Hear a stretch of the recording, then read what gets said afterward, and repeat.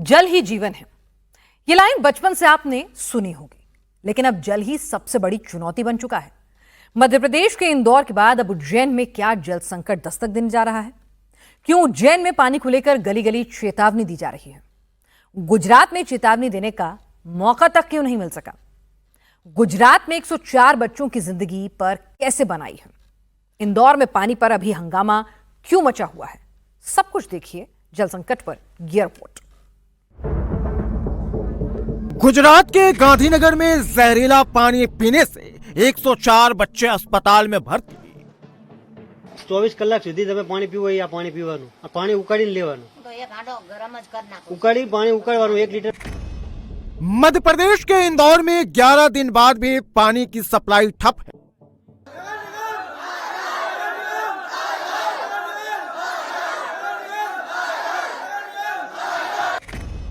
उज्जैन में भी दूषित पानी का खौफ।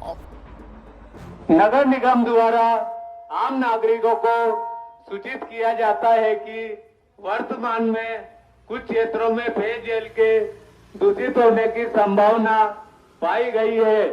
अतः अगले आदेश तक नल के पानी को सीधे ना पिए।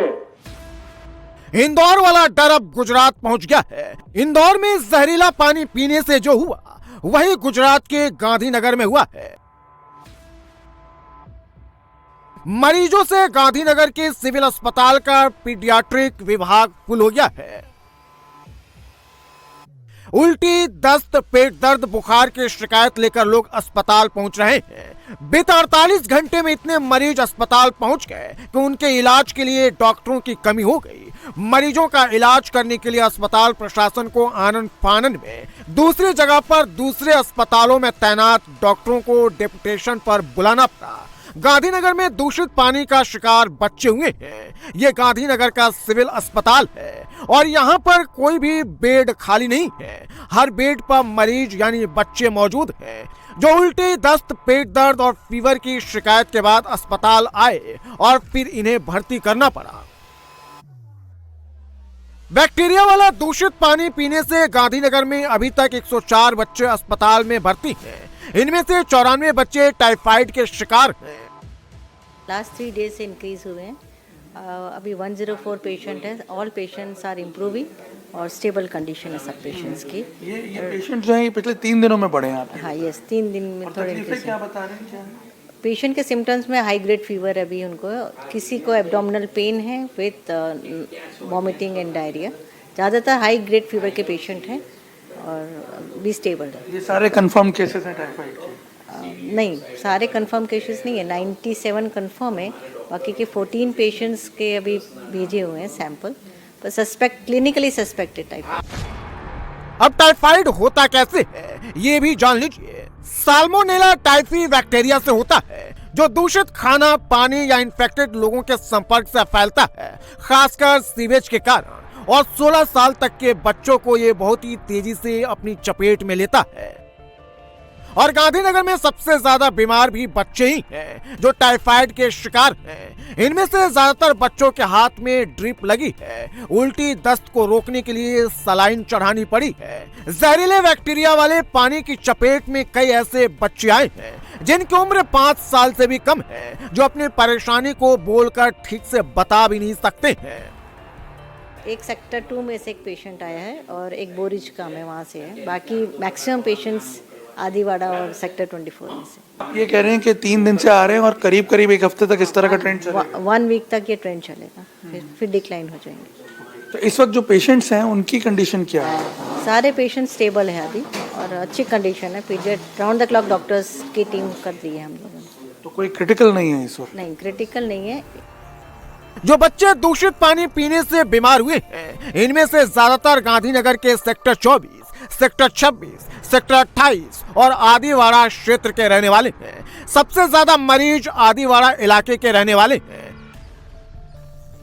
सवाल है कि आखिर इन इलाकों में लोगों के घरों तक जहरीला पानी पहुंचा कैसे? तो ये भी जान लीजिए। गांधीनगर में पाइपलाइन से पीने की पानी की सप्लाई होती है और इंदौर की तरह गांधीनगर में भी सीवर लाइन और पानी की पाइपलाइन एक दूसरे के आसपास से गुजरती हैं और पीने के पानी की पाइपलाइन में कई जगह लीकेज मिले हैं जिसमें गंदा पानी मिल गया और सप्लाई लाइन के जरिए लोगों के घरों तक पहुंच गया। गांधीनगर में टाइफाइड के केसेस बढ़ने का सिलसिला जारी है और ज़्यादातर जो केसेस रिपोर्ट हो रहे हैं वो सेक्टर 24 और आदिवाड़ा इलाके के आसपास के जो एरिया हैं वहाँ से रिपोर्ट हो रहे हैं। और उसकी सबसे बड़ी वजह ये है, ये पाइपलाइंस जो कि जिनकी रिपेयरिंग का काम चल रहा है और इसी वजह से यहाँ पे देखा ये जा रहा है कि जो ड्रेनेज की पाइपलाइंस हैं उनमें लीकेज हो गई और ड्रेनेज का पानी और पीने का पानी जो है वो आपस में मिल गया और कंटेमिनेटेड पानी जो है वो पास ही में स्कूल में पढ़ने वाले बच्चे उसको कंज्यूम कर रहे थे, लोगों के घरों में पहुंच गया। और इसी वजह से हम देख रहे हैं कि पिछले 3-4 दिनों में ये केसेस जो हैं वो लगातार बढ़ते जा रहे हैं। और अभी हालांकि मेजर्स लिए गए हैं, क्लोरिनेशन किया गया है यहाँ पानी का, कई जगह पे पानी बंद करने की इस तरह से जो कार्रवाई है वो चल रही है। प्रशासन की नींद तब खुली जब एक ही इलाके से 100 से ज्यादा मरीज एक ही सिम्टम्स उल्टी, दस्त, पेट दर्द, बुखार की शिकायत लेकर अस्पताल पहुंचने लगे। इसके बाद स्वास्थ्य विभाग एक्शन में आया। 40 टीमों का गठन कर गांधीनगर के सेक्टर 24, सेक्टर 26, सेक्टर 28 और आदिवाड़ा क्षेत्र में सर्वे किया गया। 24 કલાક સુધી તમે પાણી પીવો આ પાણી પીવાનું, આ પાણી ઉકાળીને લેવાનું, તો એક હાંડો ગરમ જ કરી નાખો। ઉકાળી પાણી ઉકાળવાનું 1 लीटर। देखिए, स्वास्थ्य विभाग की टीम घर घर जाकर पानी की सैंपलिंग कर रही है, चेक कर रही है पानी कितना साफ है, पीने योग्य है या नहीं, जहरीले बैक्टीरिया तो नहीं है। टीम इसकी जांच कर रही है। आरआर टीम सिर्फ पानी की जांच ही नहीं कर रही है बल्कि लोगों को क्लोरीन पाउडर भी दे रही है। क्लोरीन पाउडर को पानी में मिलाकर गंदे जहरीले पानी को साफ करने का सलाह भी दे रही है।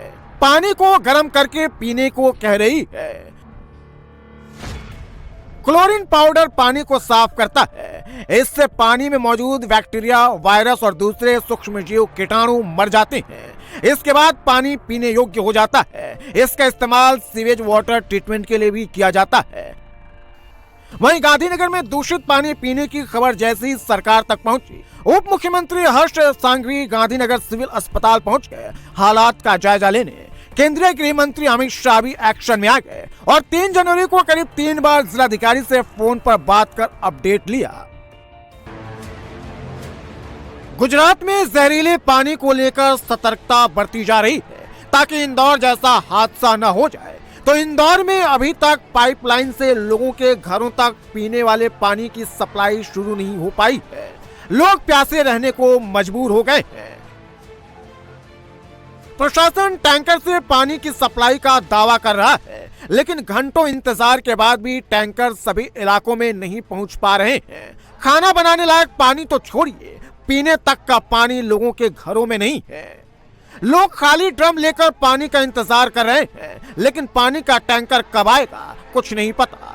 पूरे भागीरथपुरा में पाइपलाइन से पीने योग्य पानी की सप्लाई ठप है। लोगों का सब्र भी अब जवाब दे रहा है।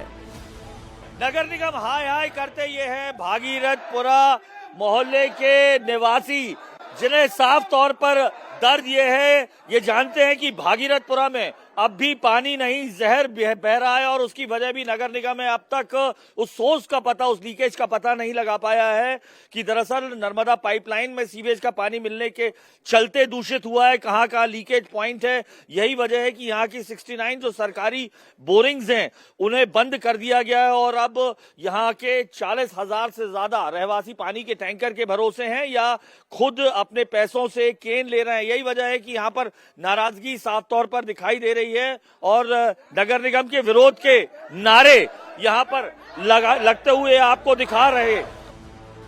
इंदौर के भागीरथपुरा में करीब 264 घंटे बाद भी पानी को लेकर मारामारी है। कुछ इलाकों में पाइपलाइन से पानी की सप्लाई तो शुरू हुई है, लेकिन उस पानी को पीने की मनाही है। वो पानी पीने योग्य नहीं है।